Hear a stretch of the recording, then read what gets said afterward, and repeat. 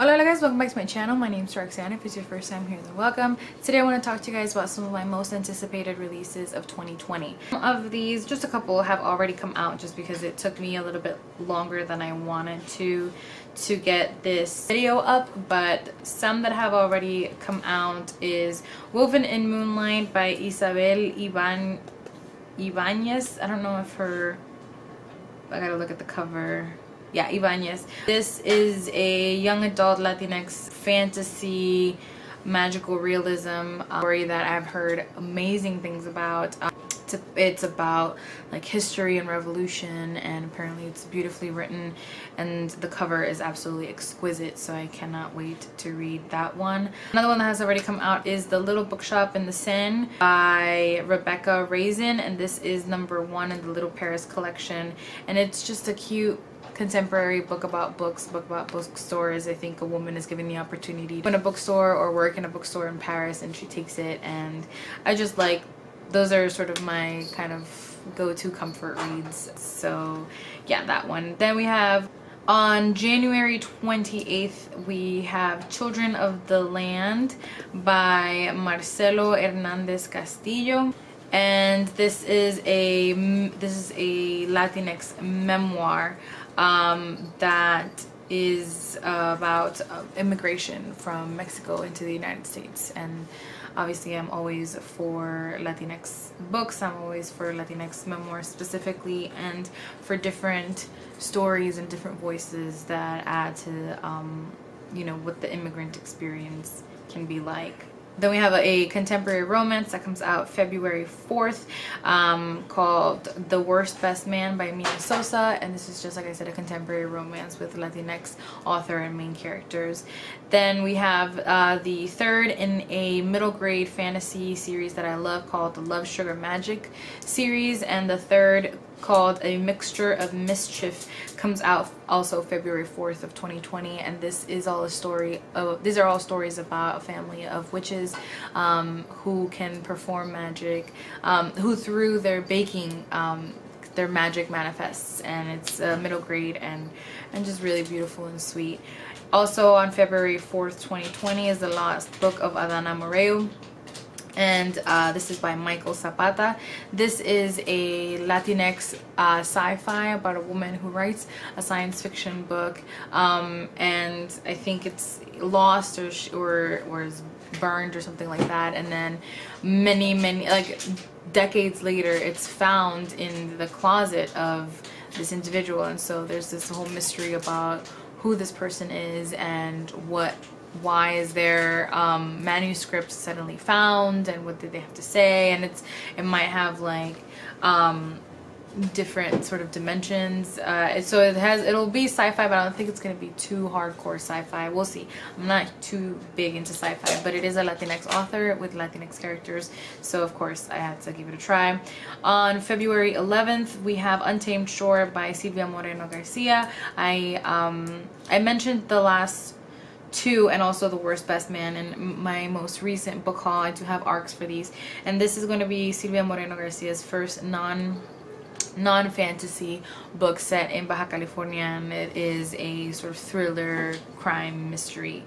Then we have a new book by Pam Munoz Rian, comes out on March 3rd of this year, and that is going to be a middle grade book, also with an absolutely exquisite cover.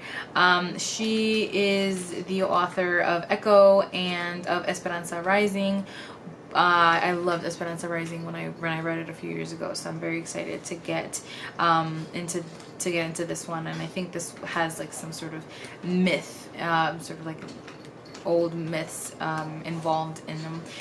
Then Lilian Rivera, who's a Puerto Rican author, has written a Goldie Vance graphic novel that comes out March 17th. That's Goldie Vance, The Hotel Whodunit. I have always wanted to read Goldie Vance but haven't had the chance yet. Hopefully I can get to all of them and then pick that one up as well once it comes out. For February 4th also, Things in Jars by Jess Kidd. I also, this one in my most recent book haul, I have an arc for it, and it is a Victorian London detective mystery with a female main character, if I'm not mistaken, and apparently the writing writing is supposed to be beautiful and dreamlike. And on March, the expected publication is for this is March 20th, and that is The Road of Ice and Salt by Jose Luis Zarate.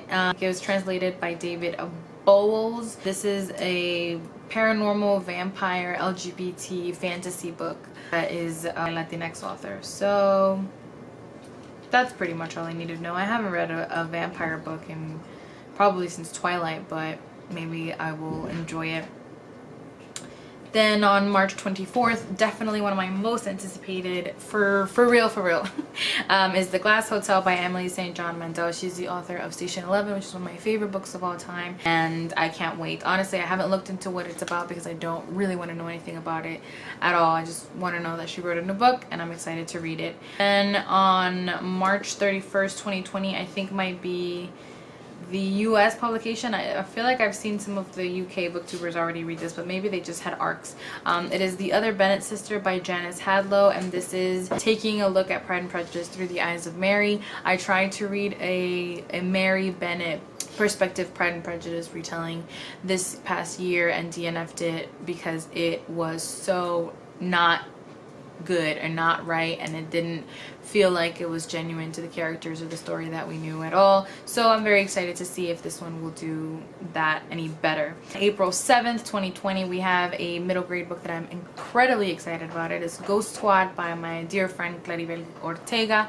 She is a Dominican Latinx author, and this is supposed to be sort of a little bit of Ghostbusters with some Stranger Things and some Coco all kind of mixed into it. It has a cute chubby cat named Chunk, and the cover again is absolutely magnificent, and I cannot wait. I think the original expected release was 2019 for this one, and it got pushed up. But yeah, I'm so incredibly excited. Then for the first time in I think many years, on April 7th also, Alia Alvarez is releasing her next book. She is a renowned Dominican author. So this is the first adult novel in almost 15 years. She wrote In the Time of Butterflies and How the Garcia Girls Lost Their Accent. How the Garcia Girls Lost Their Accent I absolutely love. In the Time of Butterflies I unfortunately have not had the chance to read just yet, but this is a contemporary Latinx book. It says Antonia Vega, the immigrant writer at the center of Afterlife, has had the rug pulled out from under her. She has just retired from the college she taught English, where her beloved husband Sam suddenly dies, and then more jolts. Her big-hearted but unstable sister disappears, and Antonia returns home one evening to find a pregnant, undocumented teenager on her doorstep. Antonia has always sought direction in the literature she loves. Lines from her favorite authors play in her head like a soundtrack, but now she finds that the world demands more of her than words. So yeah, I'm incredibly excited for this. I love her writing. I love everything that I've ever read by Julia Alvarez. She's just an amazing author, so I cannot wait. Then by L'Oreal Ryan, we have Into the Tall, Tall Grass, and this is let me double check to see if there's any information on Goodreads about the author, because she might be Latinx as well. But this is supposed to be a middle grade, another middle grade magical. Yeah, so this is a middle grade fantasy. So our main character is Yolanda Rodriguez O'Connell. It says all the members in her family have a magical gift, that is, except for Yolanda. Still, it is something she can never talk about, or the townsfolk will call her family brujas, witches. When her grandmother Huela falls into an unexpected sleep, Yolanda is scared. Her father is off fighting in a faraway war. Her mother died long ago, and Yolanda has isolated herself from her best friend and twin sister. If she loses her grandmother, who will she have? So that sounds like it's going to be a delight to read.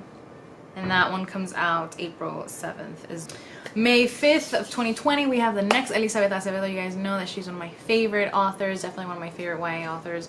And it is Clap When You Land, which, if you know any Puerto Ricans, or I think Latinos do this in general, but we clap when a plane lands.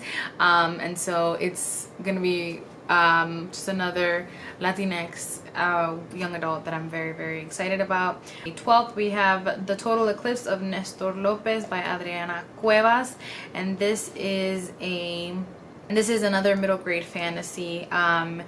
All Nestor Lopez wants to do is live in one place for more than a few months and have dinner with his dad. When he and his mother moved to Texas to live with his grandmother after his dad's latest deployment, Nestor plans to lay low. He definitely doesn't want anyone to find out his deepest secret, that he can talk to animals. Then on May 19th, 2020, we have Beach Read by Emily Henry, and this is a contemporary romance. It is about a romance writer who no longer believes in love and a literary writer stuck in a rut, and they engage in a summer-long challenge that may just upend everything they believe about happily ever after. So you guys know that I'm trying to get more into romance, and that sounds like a cute contemporary romance that is coming out, and I can't wait to read it. May 26th, we have The Dream Weaver by Reina Luz Alegre, which is a middle grade book. 12-year-old Zoe comes from a family of dreamers. From startup companies to selling motorcycles, her dad is constantly chasing jobs that never seem to work out. As for Zoe, she's willing to go along with whatever grand plan her dad dreams up, even if it means never staying in one place long enough to make real friends. Her family being together is all that matters to her. So Zoe's world is turned upside down when dad announces that he's heading to a new job in New York City without her. Instead, Zoe and her older brother Jose will stay with their Poppy at the Jersey Shore. At first, Zoe feels lost and alone, as she did after Mommy died, but soon she's distracted by an even bigger problem. The bowling alley that Poppy has owned for decades is in danger of closing. So that just seems like a nice little family story with Latinx writer and main characters. And we have Mexican Gothic, which is the second Silvia Moreno Garcia book that's coming out this year. It's coming out June 30th, 2020. Oh, I missed a June release. Hold on. Let's go back. There is a June release, June 2nd, 2020, The Way to Rio Luna by Zoraida Cordova. Says it's for fans of the land of stories. Comes an adventure that reveals the secret warnings hidden inside all classic tales. Beware fairyland at all costs. So it seems like it's going to be incredibly magical and delightful. Then Mexican Gothic by Silvia Moreno Garcia comes out June 30th, 2020. And this is a story about an isolated mansion in 1950s Mexico and the brave socialite drawn to its treacherous secrets. Yes, that sounds very intriguing. July 7th, 2020, we have another romance, and this one is another Latinx romance, and this is You Had Me at Hola by Alexis Daria. And the cover, oh my god, the cover is freaking awesome. August 4th, 2020, we have another middle grade fantasy called What If a Fish by Anika Fajardo, and it is a whimsical and unflinching, honest generational story of family and identity where hats turn into leeches, ghosts blow kisses from lemon trees, and the things you find at the end of your fishing line may not be a fish at all. And then we have on August 18th, 2020, Hollowpox, The Hunt for Morgan Crow, which is the third in the Nevermore series. You guys know that this is my favorite middle grade series of life almost. I have absolutely adored 1 and 2, and I was very sad to find that the release date had been pushed to later in the year, but that means I can get it for my birthday because it comes out August 18th and my birthday is August 25th.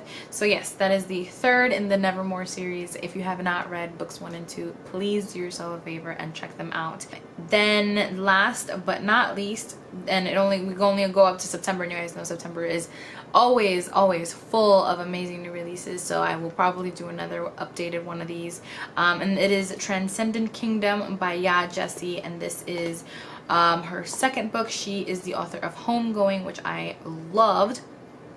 And this is revolves around a young woman named Gifty, now studying to become a neuroscientist, who grapples with faith, salvation, and science after her brother, once the star of his high school basketball team, becomes addicted to opioids. It takes place in Alabama after the family have moved from Ghana. So I think it's gonna I'm very excited to see how she's going to address this topic. So I'm very curious to see how she's going to grapple with that, you know, a family from Ghana and Alabama and all of that, and the sort of social commentary that's going to come from it. I'm very excited to hear and to read about. So that is the last for now. I will hopefully do another updated one of these as things begin to be released again, as announcements are being made, and as I see other people's release lists as well.